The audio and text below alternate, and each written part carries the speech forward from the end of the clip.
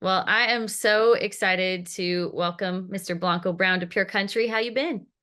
Hey, blessings. How you been? I've been good. I've been really good because I was very fortunate to get to listen to your new project, Cedar Walls and Whiskey, before it came out. Of course, it's out today. And so I have been listening to it, and I just want to say thank you because I feel like this is the positive, just like uplifting spiritual music that we all needed in our lives. So thank you.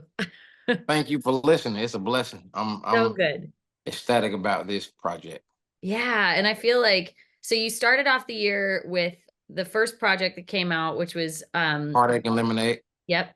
And then following it up with this, why did you choose? Because there's everybody's releasing these like 36 song records and 25 song records. And I love that you're giving us these kind of like little journal entry pieces throughout the year. Yep. Well, I started out with a double album, just like everybody's doing. Yeah. And the label heard it and say, it's so much good music on here. We don't want anything to get lost. And we want to just keep the brand going and stay consistent. So the best way to preserve the music instead of putting out a big old project and it just lingering and losing, memories and moments to put out songs that I felt like was should have had a shot at being heard in his own space. Um, they came up with the idea of breaking it down to EPs, 3 EPs this year, and then having an additional 12 songs on the back end. I may do like a double something bonus album. So maybe 20 plus records, 27, 28, 29 records, including these 12 plus an additional 12 to 15, 16, 17 more. Wow. I almost think of it like I think it's such a cool idea. I hope more people kind of see this and start adopting this idea because it's almost like you're releasing chapters in a book and Yeah. like episodes of a movie or like but we get to hear them in little pockets and I agree like getting to listen to Heartache and Lemonade and then a couple months later we get to listen to this new one which is Cedar Walls and Whiskey. They all go Hmm. together, like they all work together, but they really are their own project. So I think it's so cool. um and I just want to talk, obviously there's 4 songs on this new project that are incredible, but Bad Man is just so good. I have to know, did you write the lyric riding high like he put a lift kit on my life? My partner, Big Jasper Cameron, who was actually one of my mentors, came up with that lyric. I love that lyric. It is I stuck in my head ever since I listened to it. I was like, I want to live my life like God put a lift kit on it. That was a bar. When he said that, I said, "Oh my God, that's next level." It's so, Um, so good. him and my brother actually wrote uh the hook in the first verse, and I went back and put some personal touches on the first verse. Then I wrote the second verse. Just one day out of the blue, I was just like, I need to finish this song. Maybe a year later, and I put a verse on it, and we jamming. That's so good. And it really is. I feel like we're all in a season of our lives with everything we've been through and just what's going on in the world that we need songs that, are truthful. And even if we're going through a hard time and singing about things that might be difficult, but still uplifting us through that. And I feel like that's what you've done with these songs. And is that the point that you're at in your life? Like, even though if you're reflecting on the hard times, you're still trying to put a positive spin on it? Oh yeah, I really don't reflect on the hard times. I feel like life is progressive, so I'm past those points, but I can go back to those moments in my life to write records. Yeah. They inspired me to be who I am now, so I never forget about that point of it. Um, yeah, I don't dwell on the hard times. I just want to live in the good times. Yeah. One Day Less makes me bring so many people to my mind that I think of wanting to send that song to and just let them know that, I'm thinking of them when I listen to it. Who's the person that when you're singing it pops into your head? I never disclosed that, but it's some great lyrics. It is some great lyrics. I was like, maybe he'll divulge. I love that song though. And I mean, obviously it makes me think of my husband, but it makes me think of wanting to send it to my mom, even like, Oh uh, yeah. and of course you song off the project that you dropped, kind of giving everybody a little hint as to what this was going to sound like, was Snapshot. Um, when did you get to listen to this song written by icon Diane Warren, and how did you get your hands on it? Well, Diane and myself had worked prior to Snapshot on a record called uh, Never Gonna Tame You.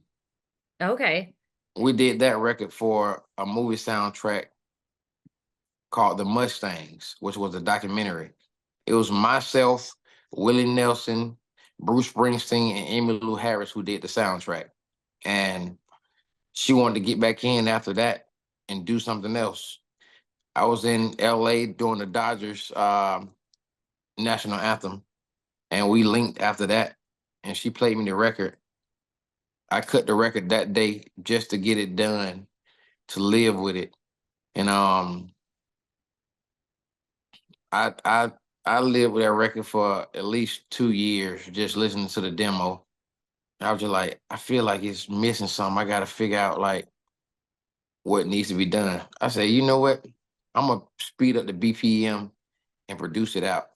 So I sped the BPM up, maybe 2 or 3 BPMs, and then it had that little rock to me. So I felt like it was that magical momentum that the record it's an amazing written record. Even if she would have done it, I would have done it just piano and slow. It'd have been a thing. But I didn't want like a straight ballad. I wanted something that had more than a ballad feel. And I switched up the record. When she heard it, she said, "I can't believe you switched it up like this, and it's amazing." I Oh, am I am I am stoked. that's awesome. That's so cool.